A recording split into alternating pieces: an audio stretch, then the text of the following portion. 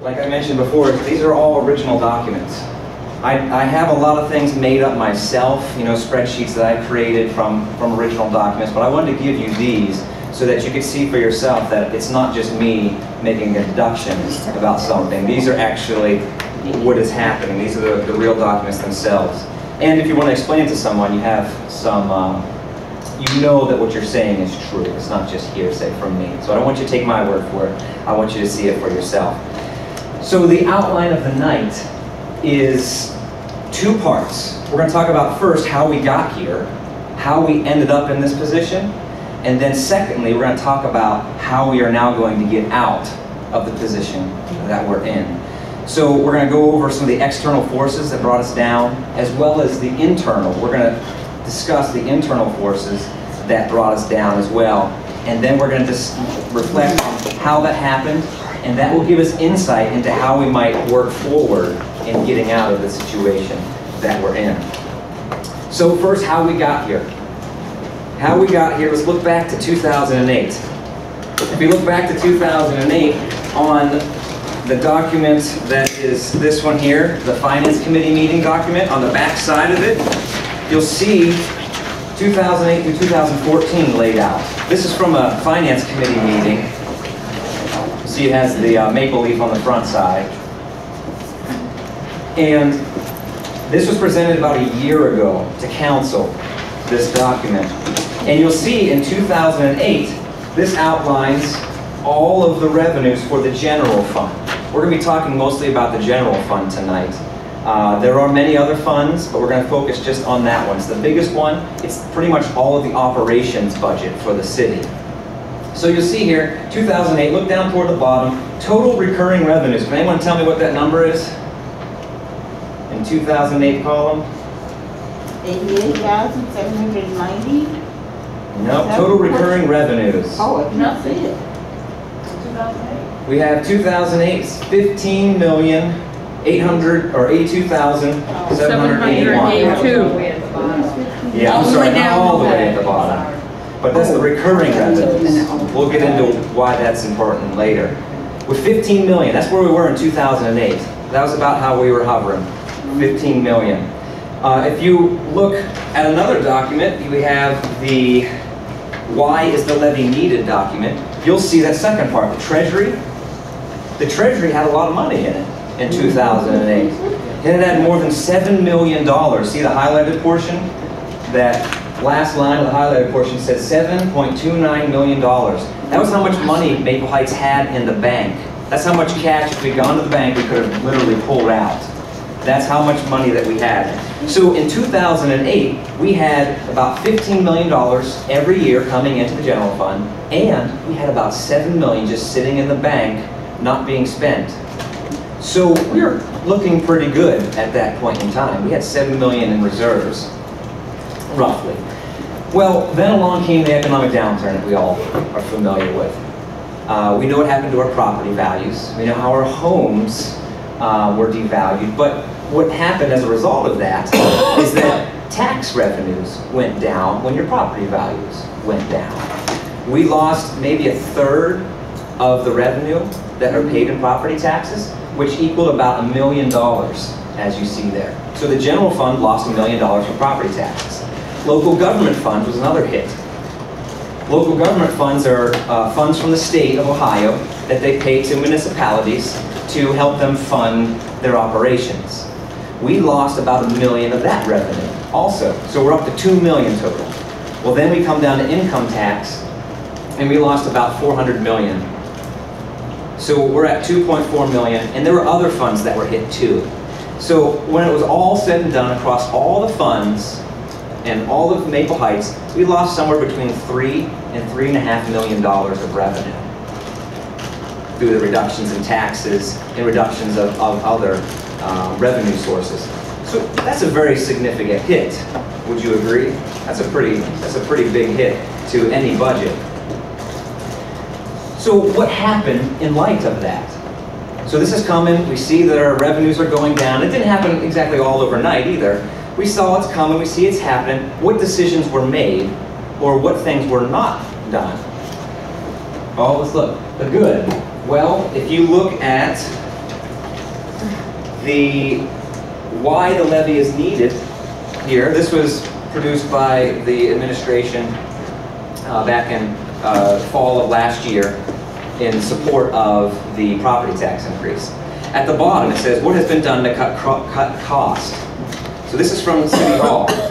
In 2012, they were able to save $800,000 by getting temporary concessions from the unions. So that's a good thing, right? Another thing that they did was they did not replace, or they laid off 18 positions, which came to about $840,000. So that's looking pretty good. At least something was done. But then let's look at that second column, the bad. Now, when I say the bad, I don't necessarily mean someone had it out for us when they did this, or that they... I'm not making a moral statement about it. I'm saying that it worked out bad for us. Okay? So these are the things that worked out bad for us as a city. In 2008, 9, and 10, we went through the process as a city of taking out $10.5 million worth of bonds. $10.5 million worth of bonds. You'll see that right here on bond debt info. You'll see that there's two different bond series, and they list the amount of money that was borrowed. You'll see the second bond series of $12.9 million. That was taken out in 2010. Those bonds were issued in 2010. What do you think that was spent on? Any guesses? Mr. Bates, what do you think that might have been spent on? I have no idea. Is there anyone who here knew that there was a $10, $12, $13 million loan taken out in 2010? Did anyone know? Just you, Neil? Anyone else know that? No one? That's kind of scary, isn't it? Yeah. Because that's your debt. That's our debt. Exactly. That's our debt. So, I mean, what would that be if there's 20,000 of us here and we each have a piece of that? You know, what does that come to? Who's the math wizard in here? It comes to a lot. Okay, it comes to a lot. We believe you. So, what was that spent on? I'm glad you asked. If you look at this document here, it's an ordinance. It's Ordinance 2010-14. You have that as well. It has some highlighted portions on there. You'll see that in 2010, this ordinance number 44 was introduced by Mayor Lansky, and at least Councilman Adams, he introduced it, or he made the motion to pass it. But you'll see here, sale of bonds of how much? $10.5 million. That's $10.5 million. That $10.5 million worth of bonds, what were they spent on? Well, let's flip the page over and you'll see. You flip the page over, this is page 5 of that same document. And it shows us exactly what it was spent on. It breaks it down. $6.2 million was spent on infrastructure upgrades, streets and things. You'll see though there was plenty of other money spent. There was $1.8 million spent on recreational facilities, including the swimming pool. That was how the swimming pool was bought, with a loan. That was how it was built. You'll see $1.1 million was for vehicles. What kind of vehicles? Police vehicles? Is it police vehicles? No? That's not what it says there. Equipment. In two places in this document it says service and building. So I don't know. There's nothing about police vehicles. They might have, No, it but says it's not service listed. department. Yeah, it says service and building department. Yeah. Anyway, it's a lot of money. It's a lot of vehicles. You have improvements. The last one. This was the one that kicks me. We got a car. This is the one that kicks me. $1.3 million spent on what? Tire, outstanding notes. Nope. You gotta go before it. City buildings. Improving the city building. Yeah, improving the city buildings. Which city buildings? I guess all of them. I don't really know. I wasn't here then. Maybe City Hall, the mayor's office. Well, this is a curious little factoid for you. You know that you can buy all the St. Wenceslas for less than that right now. You could buy St. Wenceslas for $1 million and still have $300,000 left to fix it up. That's a lot of money anyway, regardless of what it was spent on. Yes, ma'am? You said a pool was built? What pool? Yes, the Stafford. Stafford Pool. No, that was all day. No. They tore it down and rebuilt it. Yeah. So there were two pools at one point in time. They tore them both out, and they built that new one at Stafford with the splash park and everything. So most of that, I mean, I think 1.3 million was spent on the pool. And now, as I understand it, they haven't got the money to open it. They do not have the money to open it. It costs about $50,000 a year to operate that, and only about 400 people used it. They shouldn't have made it so much, to build so much, and Well, now... that's a debate maybe for a later point in the discussion, but as of right now, this is just the facts. I'm just giving you the facts, the figures. So that was the big bad thing as we look back, like, oh man. Because as we'll see, I guess I could show you right now, you flip your bond debt info paper over, flip that one over, you'll see an amortization scale. Amortization schedule right here. If you look at the last column, that's the total of the loan payments we make every year as a city. So 2014 is highlighted in yellow. You'll see if you add those up, this year we have to pay roughly $1.2 million in loan payments. And that's about what it's going to be through the rest of the years down to 2030 that we'll be paying that. 1.2 million is going to come right out of our budget every year to go to loans until 2030. That's a big chunk of our budget. So this impacts where we are right now. I'm sorry. But is that just paying the interest, or that's paying on the loan? Well, you can see it's actually broken out in principal and interest payments there as well. So the first column is the 2004 series of bonds that were taken out. They were taken out in 2004. And then the middle one is the 2010 series that was taken out a few years ago. And the last column is the total of the two. And it shows you both principal and interest. And it shows that for until 2030, we're going to lose $1.2 million every year to go straight to loan payments. That's going to impact us in the future. So that's the first one on the bad column. Let's move on here to concessions were temporary. Do you know what I mean by that? Concessions were temporary. Did you catch that whenever I mentioned the concessions in the first column? They were only for 2012. So yes, we saved $800,000, but it was only in 2012. So it was kind of a good thing, but it was also kind of a bad thing as well. Because I would imagine if I were on the police force, I would say, I already gave you something. Now you want more? So it's impacting where we are. So the third thing, outsourcing the building department. Who knows that we have a totally different building department now than we had before? I think a few of you probably know that, yeah. Do you know that, Mr. Bates? No, I don't. Yeah, we outsource the building department. So you've probably heard of outsourcing things, Yes, where we hired a private company to come in and run our building department now. So we have a couple city employees in there, but everyone else is from a private business that we've contracted with. So this was touted in 2013, a little more than a year ago, as a great money-saving measure. Is it? No. That's the short answer. No, it's not. Exactly why, I'm not sure, but this company gets anywhere from 60 to 80% of the fees that we collect for you know, an inspection on your house, an inspection on a rental unit, a point of sale inspection, anything like that, or fees for many different things. They get a really big chunk, a very large chunk of that, and that's how they are largely paid, is through those commissions, if you will, of the fees. So that didn't work out, so that's turned out to be a bad. Yes. Fourth and lastly, just perpetual overspending. Just, that's what it boiled down to.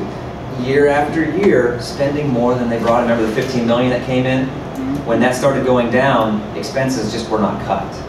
So you can imagine if you had a particular, maybe this happened to you, you had a particular lifestyle, maybe you bought a new car in 2007 or 2008, and then suddenly the economic downturn came, your assets weren't what they were, and you suddenly are afraid you're going to lose your house, so you get rid of your car, right? You say, forget it, I don't need that nice new car, I'll let it go, I'll sell it, whatever, and I'll get some little tiny four-banger, that'll get you good gas mileage. Well, there were not decisions made like that, or at least not enough of them made in the city. And so year after year, it just ate away at that $7 million that we had. So there were decisions made, both good and bad, some of them individually, both good and bad also. So this is what has brought us to where we are now. Now we have only $12 million in the general fund coming in every year. Now our treasury, that's the money in the bank, is less than $1 million. That's all we have. Less than $1 million. This is where we are as a city. It's pretty serious. So what are we going to do? How do we get out? That's the question. That's what really why we're here tonight, I think, is how we are going to get out. Well, let's do some comparison. Let's reflect on things. There have been people who have told me that, Bill, don't look back, just look forward. Have you ever heard a saying, though? People who don't read history are doomed to repeat it. Those who don't know history are doomed to repeat it. Do we want to repeat that history? No. No. So we better learn from it. We better reflect on it. We should see what brought us here to this point. We saw that a lot of it was external forces. A lot of it was external, but all that contributed to this was not external. There were some decisions made that brought us to this, to having no money in the bank, and brought us to these points along the bottom. This is a very serious situation. As we reflect on it, we see, twice this year, we almost missed payroll. You know what that means? That means we almost didn't pay our employees because there was no money in the bank. Twice we got really close to that. We owe waste management. You know, when you put your garbage out, like in District 5, you put it out on Wednesday night. It was picked up today at my house. I might have the garbage cans out there still. I should fix that. But they still come to pick up our trash. Do you know that's a miracle? Yeah.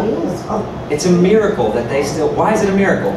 Why do you think it's a miracle? Because we owe them $500,000. Well, the figures aren't clear because, frankly, because certain people won't give clear answers.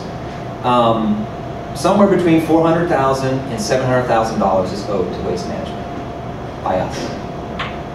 We simply didn't pay the bill. We simply didn't pay the bill. So we owe waste management a whole lot of money. And they're, in their good graces, have put us on some kind of payment plan so we can pay up. But that was your money. That was our money. You pay $15 a month to have your trash picked up. It only costs about $13.50 to have your trash picked up. So where did the money go?